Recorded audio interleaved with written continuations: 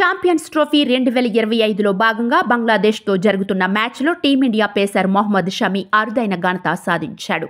ఈ మ్యాచ్లో 5 వికెట్లు తీసిన షమి వన్డేల్లో 200 వికెట్లు పూర్తి చేసిన ఘనత సాధించాడు.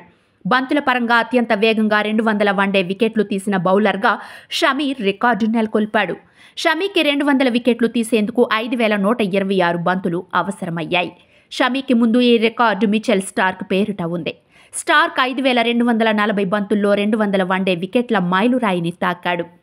బంతుల పరంగా అత్యంత వేగంగా 200 వికెట్లు తీసిన బౌలర్లను పరిశీలిస్తే షమి 5126 బంతులు, Starc 5240, Saqlain Mushtaq 5451, Brett Lee 5640, Trent Boult 5783, Waqar Younis 5883.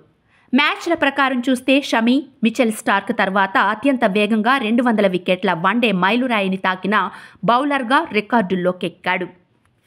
మ్యాచ్ల ప్రకారం అత్యంత వేగంగా 200 వికెట్లు తీసిన ఆటగాళ్లను పరిశీలిస్తే స్టార్క్ 102 మ్యాచ్లు, షమి, సక్లెయిన్ ముస్తాక్ 104 మ్యాచ్లు, ట్రెంట్ బౌల్ట్ 107 మ్యాచ్లు, బ్రెట్లీ 112 మ్యాచ్లు, అలన్ డొనాల్డ్ 117 మ్యాచ్లు. వన్డేల్లో 200 వికెట్లు పూర్తి చేసిన 43వ బౌలర్గా షమి రికార్డుల్లోకెక్కాడు.